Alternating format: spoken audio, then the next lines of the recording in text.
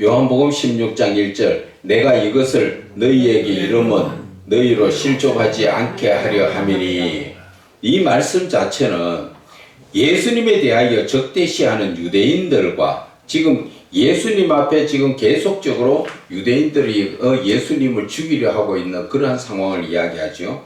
유대인들과 예수님이 보내실 성령님에 대하여 제자들에게 미리 말씀하신 것은 내가 이것을 너희에게 이름은 하는 자체가 바로 그 말씀이에요.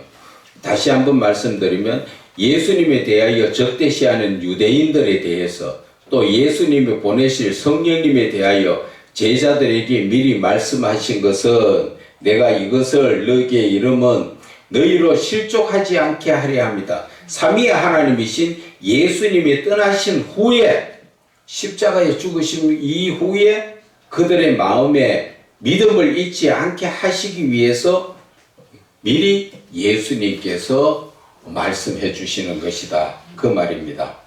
그래서 2절에 사람들이 너희를 출교할 뿐 아니라 이 때가 이르면 무릇 너희를 죽이는 자가 생각하기를 이것이 하나님을 섬기는 일이라 하리라.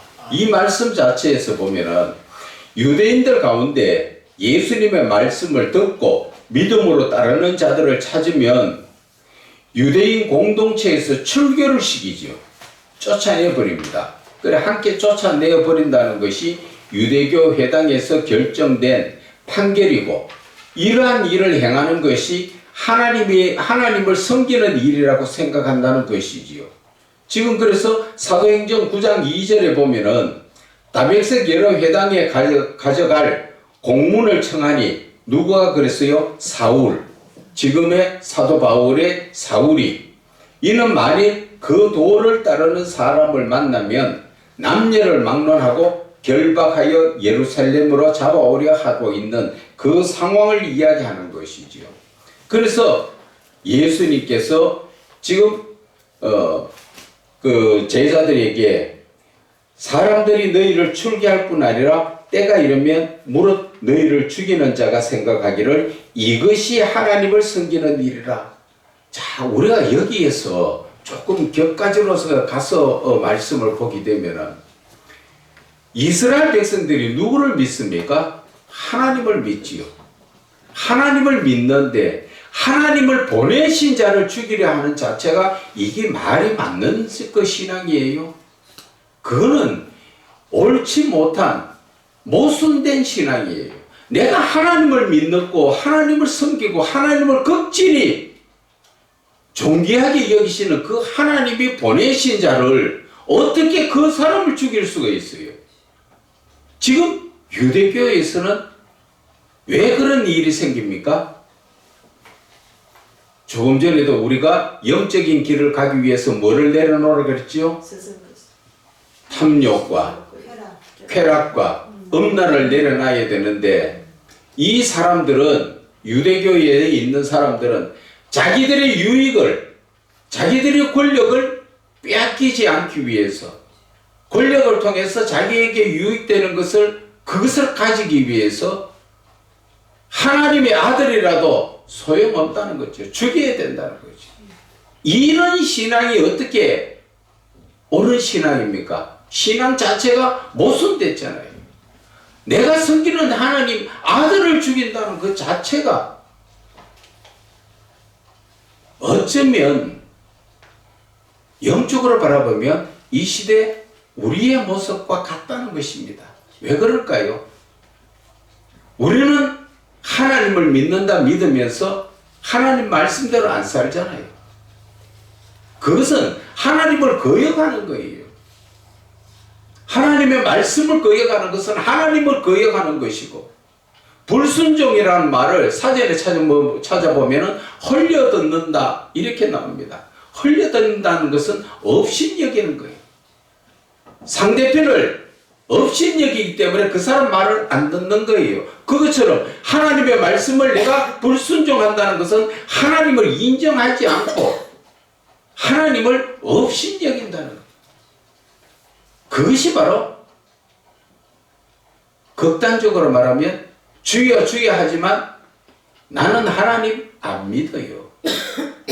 그 말과 같은 거예요. 그래서 우리는 이 신앙의 길을 요한복음을 통하여서 다시 한번 자신들의 신앙을 돌아봐야 됩니다. 아멘. 그들이 이런 일을 할 것은 아버지와 나를 알지 못합니다. 지금 유대인들이 지금 이렇게 예수님을 핍박하고 이런 식의 그 신앙적 삶을 사는 것은 결국은 뭐라고요?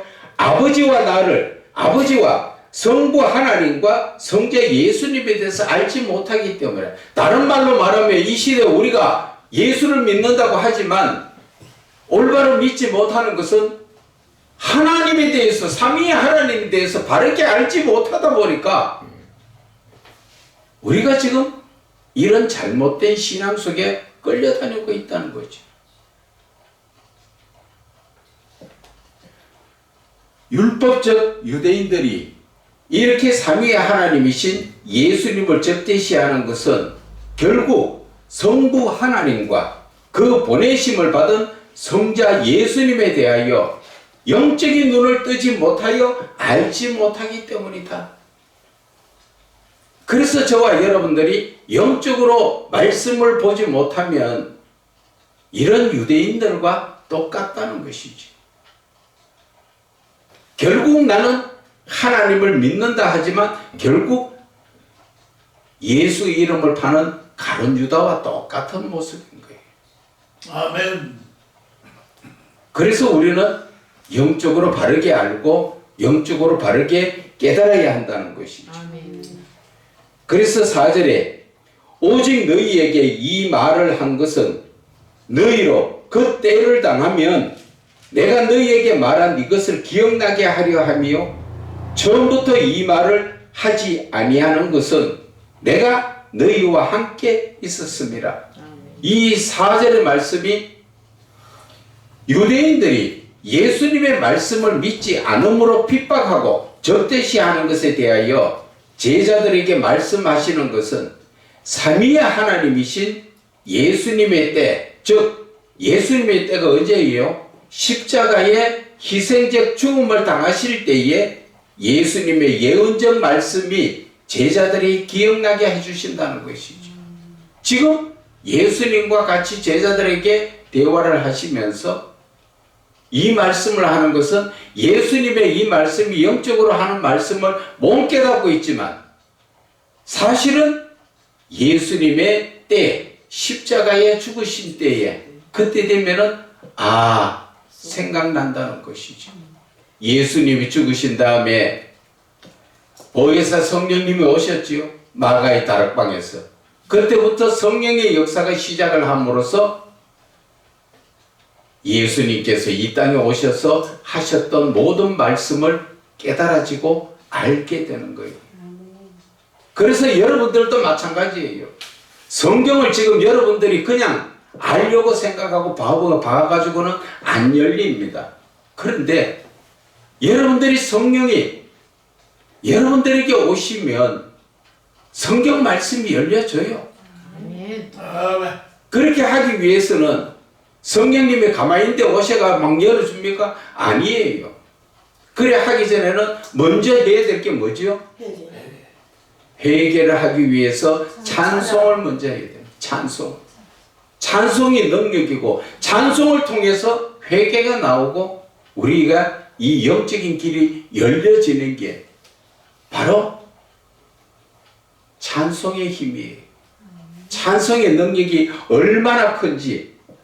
그래서 처음부터 이 말을 하지 아니하는 것은 내가 너희와 함께 있었습니다. 이 말씀은 제자들과 함께 예수님의 공생애를 시작하실 때부터 예수님이 받으실 고난에 대하여 말씀하지 않은 것은 그 말이지요. 그 고난과 핍박으로 인하여 제자들의 믿음이 시험될 수 있다는 것과 또 삼위의 하나님이신 예수님과 동행하면서 보고 듣고 가르침으로 말미암아 자연히 알게 되는 것을 말씀하신다는 것이죠. 그래서 여러분들이 성경은 많이 보는 것도 중요하지만 내 안에 삼위의 하나님을 자꾸 모셔드리고 내가 그분과 함께 교제하기를 원하는 것, 그것을 자꾸 하셔야 돼요. 그것이 습관만 되면 이제 여러분들은 성경 볼 만큼 다 봤습니다. 이제 내 안에 삼위의 하나님이신 성령님께서 역사하시면 내 입이 저절로 열려진다는 것이죠. 아멘. 그렇게 하시는 것을 하기 위해서 오늘 이 자리에서 여러분들은 터치를 받는 거예요. 이제 요한복음을 배우는 게 아니에요. 이 말씀을 통하여서 터치받는 거예요. 그래서 5절에 지금 내가 나를 보내신 이에게로 가는데 너희 중에 나더러 어디로 가는지 묻는 자가 없다. 지금 내가 나를 보내신 이 누구에게? 아버지에게로 가는데 너희 중에서는 나더러 예수님 어디 가시는데요? 물어보는 사람이 없다는 거죠. 왜? 아직 제자들이 성령으로 이끌림을 받지 못하는 영적인 자들이 되지 못하기 때문에 예수님의 하시는 말씀을 잘 이해를 못하고 깨닫지 못하는 것이죠. 저와 여러분들도 마찬가지입니다. 성령이 오시지 않으면 여러분들 아무리 말씀을 많이 봐도 혼탁만 합니다. 혼탁해져 버려요. 그리고 보면 볼수록 머리 아프죠. 그런데 성령이 오시면 말씀이 열려지면서 얼마나 기쁘고 즐거운지 몰라요. 진짜 마음이 기뻐요. 세상의 어떠한 기쁨도 그런 기쁨하고는 비교할 수 없는 황홀함을 느낄 수가 있어요. 그래서 5절에 삼위의 하나님이신 예수님은 우리의 구원을 위하여 자신의 희생적 죽음을 통하여 성부 하나님께로 가시는 것을 준비하시지만 제자들은 아직 성령님이 오시지 않아서 영적으로 깨어있지 못함으로 말미암아 예수님이 어디로 가는지에 대하여 묻는 자가 없다. 그 말씀을 하시는 겁니다. 지금.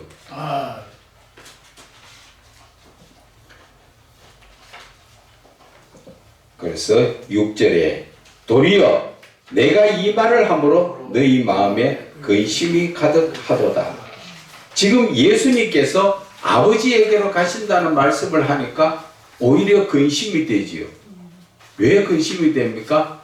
지금까지 표적과 능력을 보여주시던 예수님이 함께 계셨는데 이제 떠나가신다 하니까 야 어떻게 해야 되겠느냐 근심을 했다는 거지요. 그런데 예수님이 하신 말씀을 기억하지 못하기 때문에 이들이 근심하는 거지요. 무슨 말씀을 기억 못합니까? 내가 가고 몇 날이 못 되어서 보혜사 성령님을 보여주실 것이고 또 예수님은 너희를 고아와 같이 버려두지 않겠다 그 말씀을 하셨는데 그런 말씀이 기억나지 않는 겁니다. 근데 그 말씀이 기억날 때가 언제입니까? 성령 하나님이 들어오시면. 그래서 우리 안에는 항상 삼위의 하나님이 함께 하셔야 된다는 것이지. 삼위의 하나님이신 예수님의 구원 사역을 말씀하셨으나 알아듣지 못한 제자들은 오히려 예수님의 안 계심에 대하여 육신적인 염려로 근심이 가득하다. 그 말씀을 지금 하시는 것이지요. 그래서 내가 너희에게 7절에 내가 너희에게 실상을 말하노니 내가 떠나는 것이 너희에게 유익이다. 내가 떠나가지 아니하면 보혜사가 너희에게로 오시지 아니할 것이요 가면 내가 그를 너희에게 보내리니. 지금 예수님께서 너희에게 실상을 실제적으로 말하자면은 내가 떠나가는 것이 너한테 유익이다.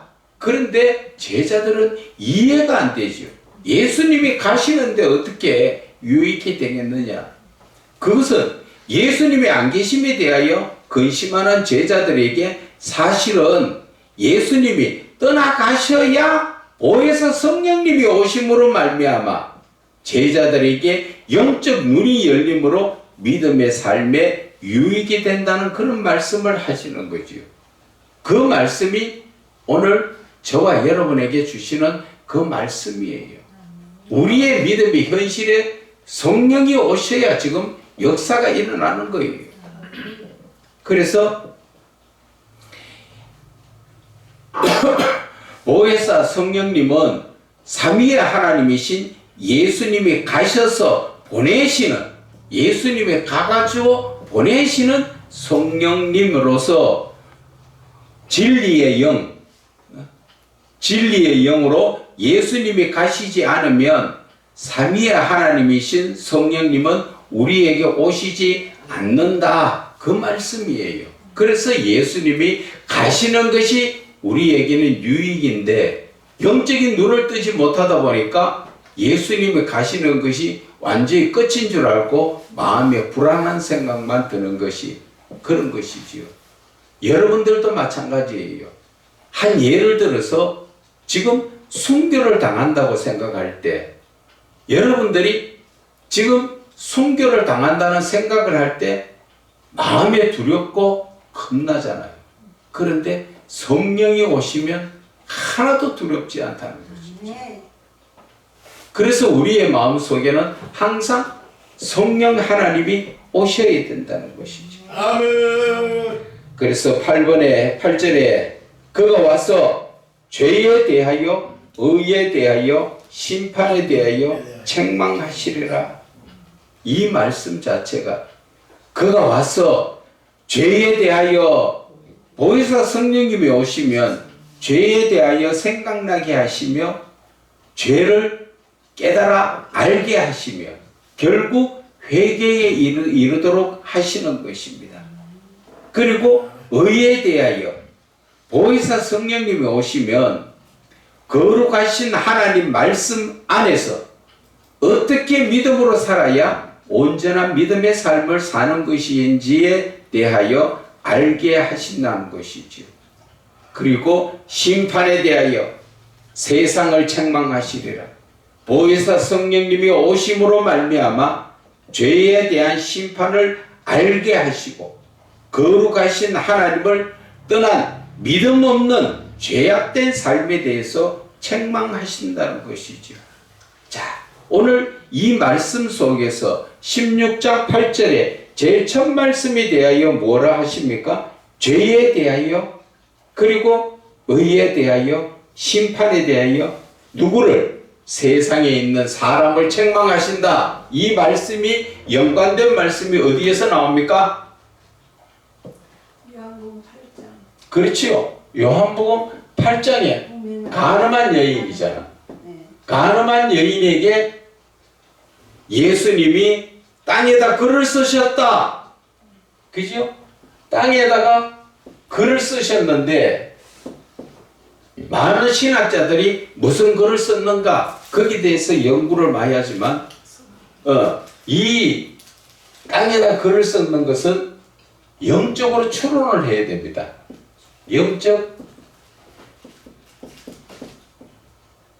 영적 추론이라 합니다. 영적으로 추측해서 논하는 것을 영적 추론이라고 말하죠. 이 영적 추론하는 것은 영적으로 바라볼 때 땅은 사람을 비유했지요. 그런 지금 본인의 말씀처럼 무엇을 이야기합니까? 성령. 자, 이 말씀을 조합해 보면은 사람 마음에 성령을 넣어 주시니까, 그러니까 오늘 본문의 말씀처럼 그가 와서 죄에 대하여, 의에 대하여, 심판에 대하여 세상 사람을, 너희들을 봐봐, 너희들 죄가 있어 없어, 너희들 죄를 생각해봐, 이 책망을 하시면서 자기들의 생각을, 죄에 대한 생각을 나게 하는 거죠. 그러니까 이 돌 들고 왔던 사람들이 모두가 돌아가는 거죠. 왜? 성령이 오셔가지고 내 죄를 생각나게 하니까 아 나도 죄인이네. 나도 사실은 드러나면 돌 맞아 죽을 죄인이네. 죄인이 죄인을 어떻게 심판할 수 없으니까 전부 양심에 찔려가지고 다 돌아가 버렸잖아요. 바로 그것이 바로 영적으로 추론하자면 땅에 글을 썼다는 자체가 사람 마음에 성령을 넣어주신 것이다. 이런 것이 우리가 어디에서 나옵니까? 묵상에서 나오는 겁니다.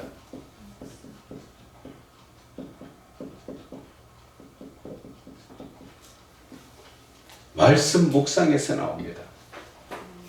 말씀을 가지고 성경을 봤던 것이 생각날 때, 아, 이 말씀은 이렇게 연관되는구나. 이 말씀은 이렇게 연관되는구나. 연관을 시켜보면은 결국은 이렇게 답이 나올 수 있는 게 이게 영적 추론입니다. 영적 추론.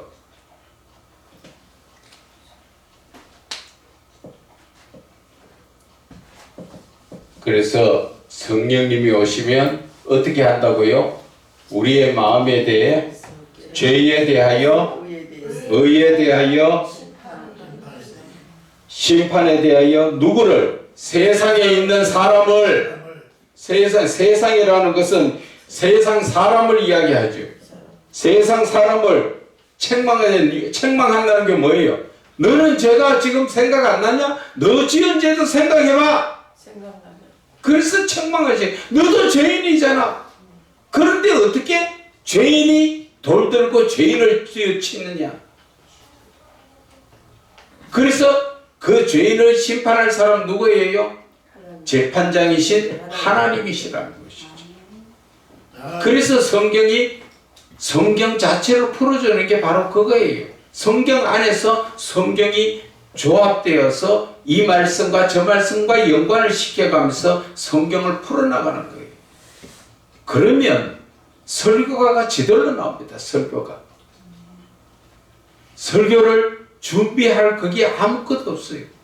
말씀을 평상시 묵상하면서 하나님 왜 이 말씀을 주셨습니까? 자꾸 그것을 물으면서 들어가며 하나님 제가 어떻게 하기를 원하십니까? 이렇게 자꾸 의문을 가지고 들어가면 성경 하나님께서 생각으로 열어주시지요. 생각이 생각을 이끌어서 결국 답이 나오도록 열어주시는 것입니다. 자, 9절에 죄에 대하여라 하면 그들이 나를 믿지 아니함이라. 그래서 한번 보세요. 우리가 하나님을 믿지 않은 것도 죄라는 것이죠. 왜 그렇습니까? 그것은 처음부터 하나님이 사람을 창조하셨기 때문에. 창조의 하나님께서, 자, 옆에 이 말씀으로 또 잠깐 보면은, 창조 하나님께서 사람을 지으셨을 때, 어떻게 지으셨어요? 이 창조주하고 사람하고 사이에는 신앙관계예요. 신앙적 인격을 주셨습니다. 신앙적 인격을 주셨기 때문에 사람은 창조주 하나님을 믿고 섬길 수밖에 없는 거예요. 그런데 우리가 하나님 앞에 이 신앙이 빠져버리면 하나님하고 나하고는 아무 관계가 없어요.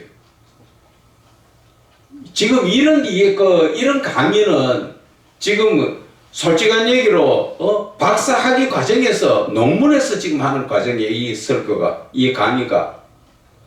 그래서 우리는 인격을 가진 사람이라고 이야기하죠. 인격이라는 얘기 많이 들었죠. 네. 사람과 사람 사이에서도 인격이 중요하다고 그렇게 말했지요. 그래서 하나님하고 나 사이의 관계는 신앙이 들어가는 인격이 갖춰져야 하나님하고 나하고 교제가 이루어지는 거예요. 이게. 아멘. 이 신앙이 이래서 하나님이 처음부터 지었을 때 우리에게 신앙을 주신 거예요. 아멘. 그런데 우리가 하나님을 믿지 않았기 때문에 신앙을 저버렸기 때문에 이 인격 자체가 죄라는 것을 말하는 것이에요. 이해가시죠? 아멘. 하나님께서 이렇게 아주 우리를 얼마나 사랑하시고 얼마나 귀하게 여기셔가지고 처음부터 이 신앙적 인격으로 하나님하고 우리는 떼어놓을래야 떼어놓을 수 없는 관계지요. 여기에서 보면은 창조주 하나님께서 생기를 주셨잖아요. 생기를 통하여서 우리에게 뭐가 들어갔습니까? 영혼이 들어갔죠. 그래서 하나님께서 주신 이 생기를 통하여서 우리의 영혼이 생성됐는데 이 영혼이 사람이 육신은 죽어 없어져도 이 영혼은 다시 하나님께로 가잖아요. 돌아가잖아요. 그러니 하나님께서 이렇게 귀한 것을 없어지지 않는 이 영을 우리에게 주셨단 말이에요. 그 주시면서 너희들은 내가 얼마나 사랑하는가 봐라. 신앙적으로 너하고 나하고 관계가 이루어져야 된다. 다른 말로 말하면 시골에 있는 아버지와 도시에 있는 아들하고 무슨 관계로? 부자 관계지만 휴대폰이 있어가지고 통화가 되죠. 옛날에는 휴대폰 없을 때는 뭐예요?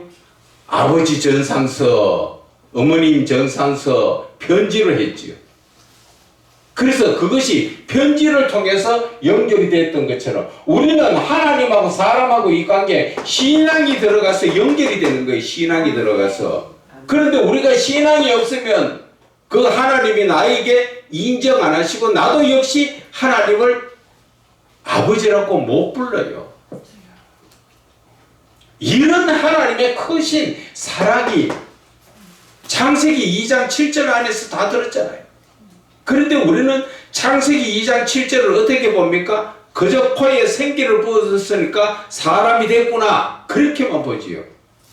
이것을 파도 이게 얼마나 논문이 몇 개 나오는지 몰라요. 이 생기 안에서. 그래서 이거는 원래 박사 과정에서 박사들에게 전문 지식으로 가르쳐 주는 것이지만 여러분들에게 이 근본적으로 이렇게 이런 것을 알아놓으면은 성경이 전체적으로 보는데 쉽게 열려진다는 것이에요.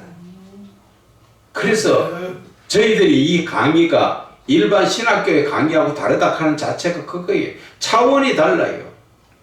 그냥 뭐 주입식으로 뭐 가르치는 그런 거 하고 뭐 칼빈이 어떻고 그 루트가 어떻고 그 과정이 아니라 우리는 그 과정을 뛰어넘어서 영적인 과정에서도 이런 관계의 그 강의는 차원이 다른 강의예요. 그래서 여러분들이 이 말씀 속에서 이런 것들을 기본적으로 알아놓으시면은 성격적 성경 자체가 열려질 때 정말 큰 도움 돼요. 이게 하나님께서 왜 사람을 지으셨는가? 하나님께서 사람을 지으시고 심히 보기 좋았더라. 왜 심히 보기 좋았던가? 그것은 바로 하나님의 사랑으로 하나님 사랑 안에서 쉽게 말하면 신앙이 있기 때문에. 아멘. 신앙이 하나님이 처음부터 지으셨을 때부터 신앙이 하나님 안에서부터 우리에게 왔기 때문에 그 신앙으로 인하여 하나님과 사랑이 연결되고 아멘. 하나님과 교제가 연결되고 하나님 안에서 온전한 믿음으로 하나님과 뗄래야 뗄 수 없는 관계. 그런데 오늘 본문의 말씀은 죄에 대한 것은 그들이 나를 믿지 않았다. 이렇게 하나님의 큰 사랑을 우리가 놓쳐버리고 하나님을 믿지 않는다는 자체는 당연히 죄악이라는 것을 말씀하시는 거예요.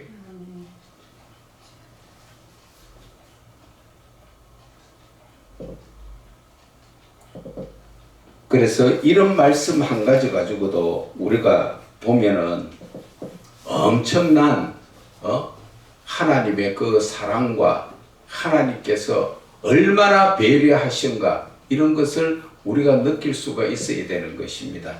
창조주 하나님을 알지 못하는 피조물의 죄는 삼위의 하나님이신 예수님을 알지 못하고 믿지 못한 것이 죄라는 것을 지적하는 것입니다.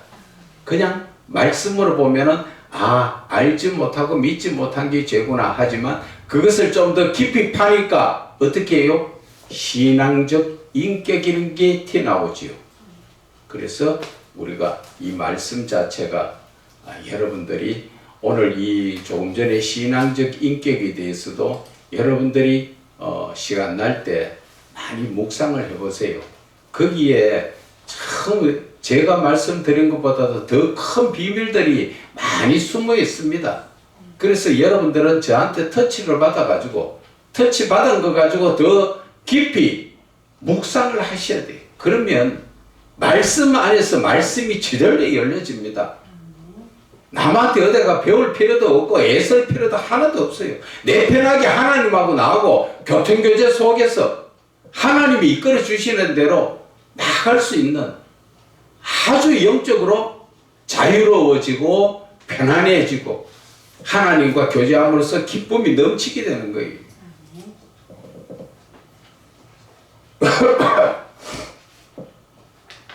10절에 의에 대하여라 하면 내가 아버지께로 가니 너희가 다시 나를 보지 못하며. 이 지금 의는 믿음으로 말미암는 순종하여 또 거룩하여지는 것을 의미하는 것이지요. 이 의라는 것은 우리가 예수를 믿음으로 말미암아 그 말씀에 순종하고 거룩하여지는 것을 의미하는 것입니다.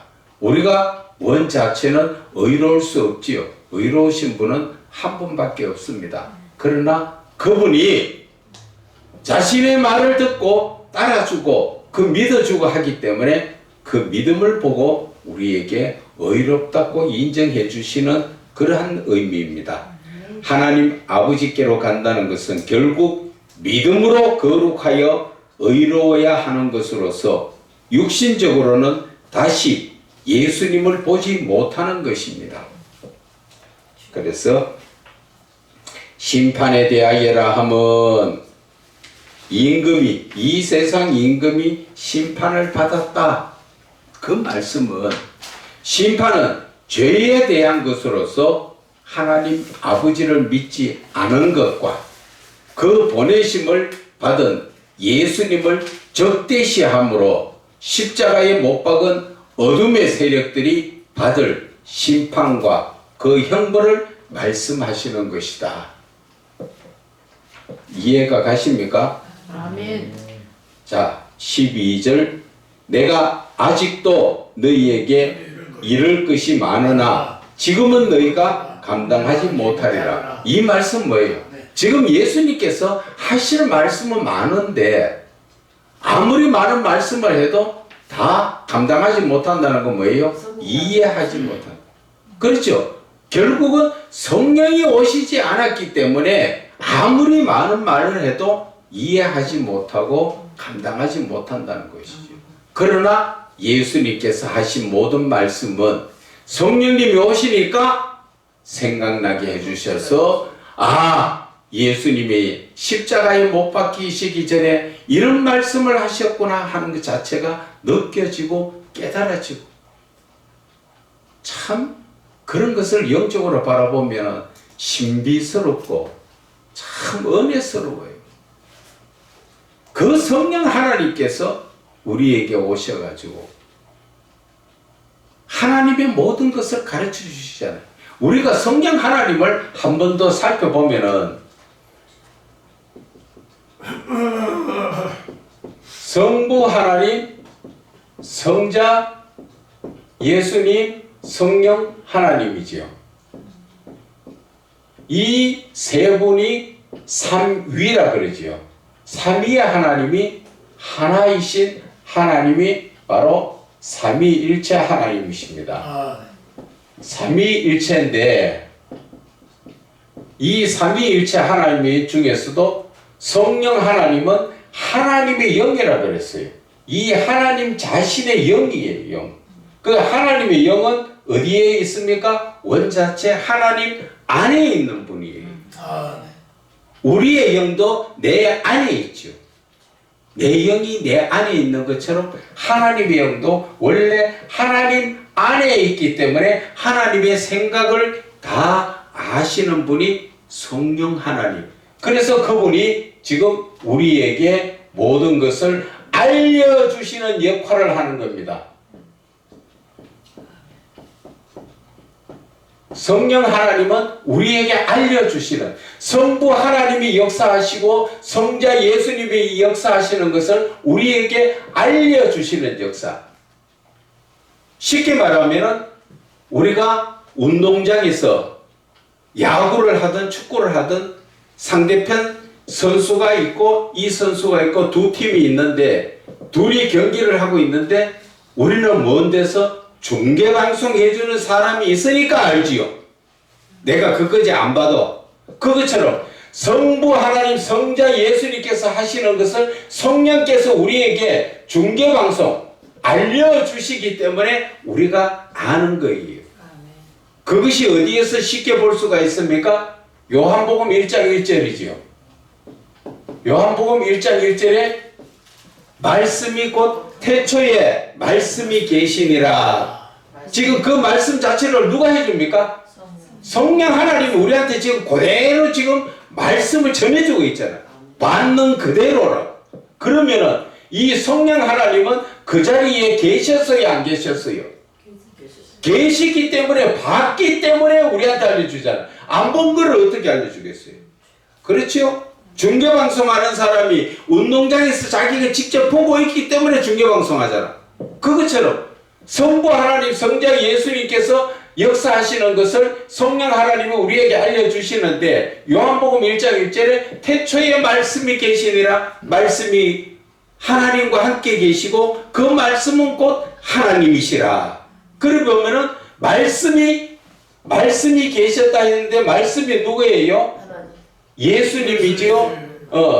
예수님이시고 그리고 함께 계신 말씀, 그 말씀이 함께 계셨다. 거기 함께 계신 분이 누구예요? 성부 하나님이지요. 이렇게만 보면은 성령 하나님은 안 보이시지만 안 보이는 그 성령 하나님이 우리에게 알려주시잖아요. 그러면 성령 하나님도 여기에 같이 계셨다. 그 성령 하나님이 같이 계신 게 뭐예요? 성부, 성자, 성령님은 하나의 삼위일체 하나님이시기 때문에 떨어져가 계시는 분이 아니란 말이에요. 성령 하나님이 따로 계시고 성부 하나님이 따로 역사하고 그게 아니고 모두가 함께 같이 계시면서 성부 하나님이 나타날 때가 있고 성자 예수님이 나타내실 때가 있고 지금은 성령 하나님께서 우리에게 많이 말씀하시잖아요. 성령 하나님께서 우리에게 말씀해 주실 때 두 분도 이 성부 성자 하나님도 함께 계신단 말이에요. 그래서 삼위일체잖아. 삼위일체. 그분들은 함께 계시는 분이에요. 따로 떨어져가 계시는 분이 아니란 말이에요. 그러면은 이 성령 하나님이 우리에게 알려주실 때 성자, 성부 이 분도 같이 계신다 그 말이에요. 그래서 우리는 성령님이 나에게 말씀하시는구나. 아, 성령님만 계시는 건 아니라 성령 하나님이 말씀하실 때 성부 하나님, 성자 예수님이 함께 하시잖아요. 그래서 요한복음 14장에는 보면은 아버지 안에 예수님이 계시고 예수님 안에 아버지가 계셔서 아버지가 하시는 말씀을 나는 그냥 전하는 거라 그랬어요. 아멘. 그 말씀을 그대로 전하는 것을 듣고 우리에게 다시 전해주는 사람이 누구예요? 전해주시는 하나님이 바로 성령 하나님이시죠. 그래서 이 세 분은 떨어질 수 없는 관계예요. 삼위일체예요. 일체라는 건 뭐예요? 한 몸이라는 거죠. 아멘. 그런데 우리는 자꾸 떨어지게 생각을 하다 보니까 따로 놓고 뭐 지금은 성령 시대고 무슨 시대고 그게 아니라는 거죠. 그래서 우리가 성경을 볼 때 이 하나님에 대해서 깊이 알아야 돼요. 그래서 베드로후서 3장 18절에 뭐라고 그랬어요? 예수 그리스도의 아는 지식에서 자라가라. 우리는 하나님을 알고 믿어야 돼요. 아멘. 덮어놓고 믿을 때는 초신자 때지만은 이제 지도자가 되면은 하나님이 뭘 원하시는가? 하나님의 뜻이 무엇인가? 하나님이 그 원하시는 그 의도가 무엇인가? 그런 것을 알고 거기에 맞춰서 주의 종들이 움직여야 된단 말이에요. 그것이 바로 영적인 지도자들이고 영적인 주의 종들이 하나님의 뜻을 이미 아니까 그 뜻대로 순종하는 거예요. 그렇지 못하면 어떻게 돼요? 내 생각대로 하게 되는 거예요. 지 멋대로 목사예요. 지 멋대로 목사. 그런 목사들은 하나님 역사 안 하시잖아요. 그래서 하나님은 능력의 하나님이지요.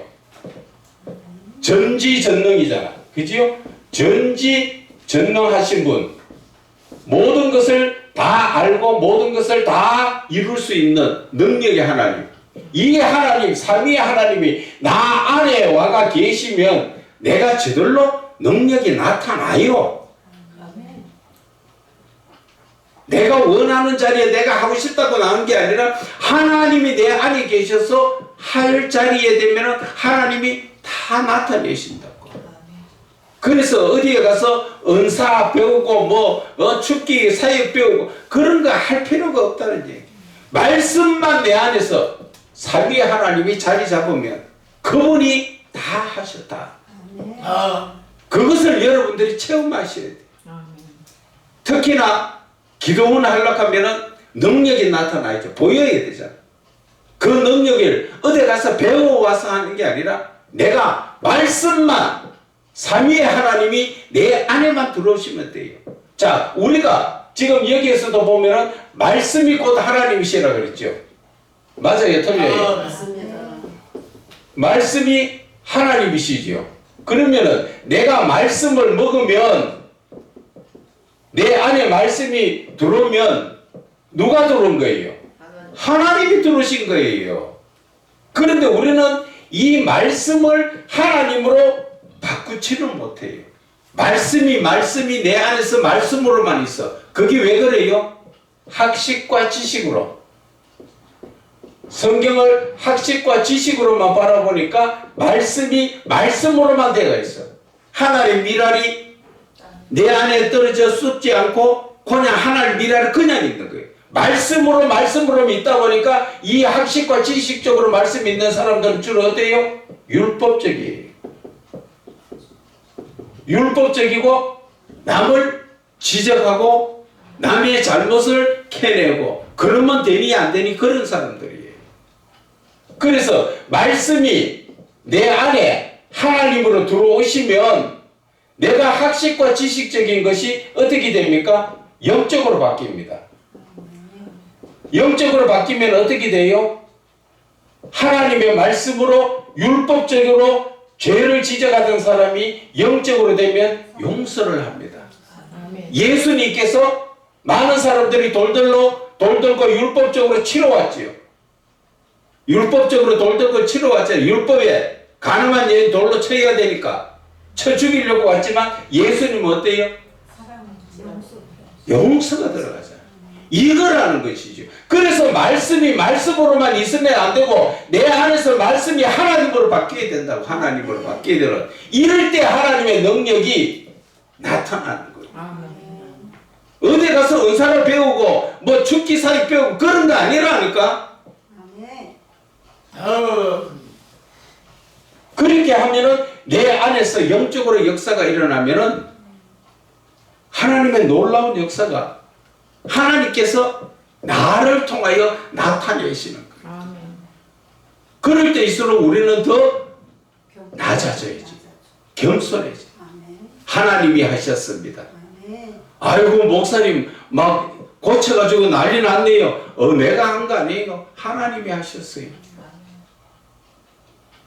그런데 많은 사람들이 목사님 대단하십니다 하면 자기도 모르게 웁줄거리고 이야 그거는 하나님의 영광 가로채는 도둑질이에요. 도둑질. 영적인 도둑질이에요. 이해 가시죠? 무익한 종입니다. 여기까지 하겠습니다.